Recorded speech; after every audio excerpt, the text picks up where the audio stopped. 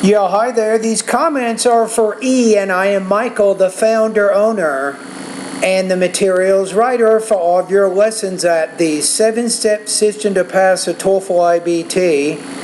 And you're one of my students, and you have some questions, and you actually listed them one by one. So let's take a look at each question. Number one, is it okay to use idioms in TOEFL speaking?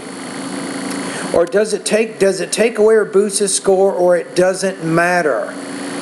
I think it helps. I think it can help you, because if you look at the rubrics here, let's look at the TOEFL speaking rubrics. It says a fairly high degree of automaticity and good control of basic and complex structures of both vocabulary and grammar. So if you're using idiomatic expressions, that's pretty automatic and very natural sounding.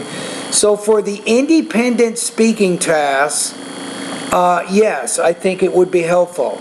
But don't overdo it, because remember, if you do an idiom, that doesn't replace the specific details that you need to give to illustrate that point. So let's just say that you like to study with a group, and then you use the idiom, well, two heads are better than one.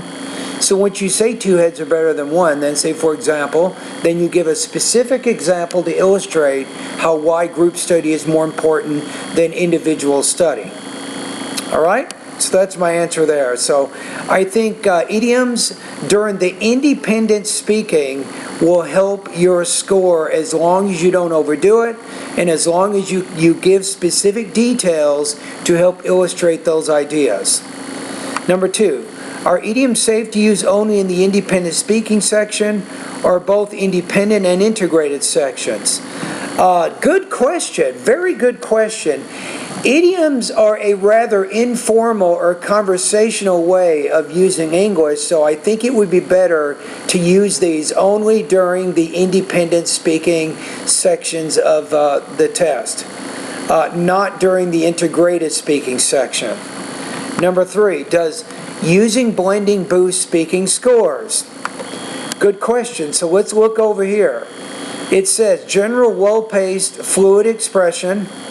And fluid expression means not too many pauses, speech is clear, it may include minor lapses or minor difficulties with pronunciation or intonation.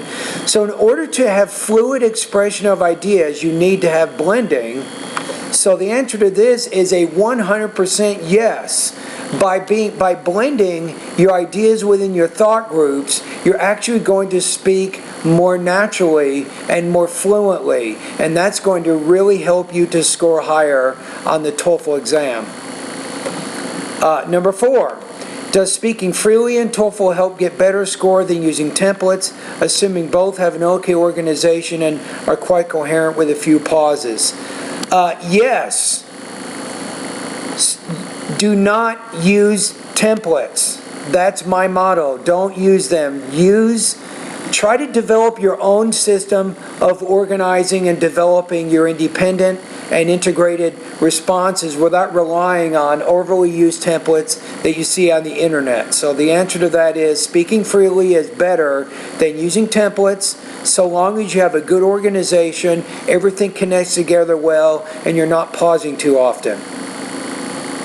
All right, number five, which is correct for the integrated speaking passage? The passage discuss or the passage discusses?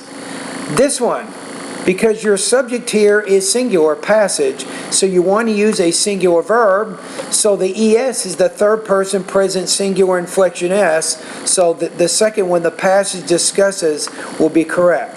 Now if you say this, if you say the reading, and you have the listening passage here, I would say discuss.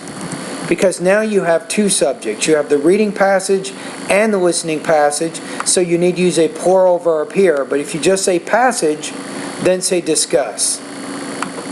Okay? So that would be my advice there. And very good questions, by the way. And keep up the good work and post more speaking practice for me to grade.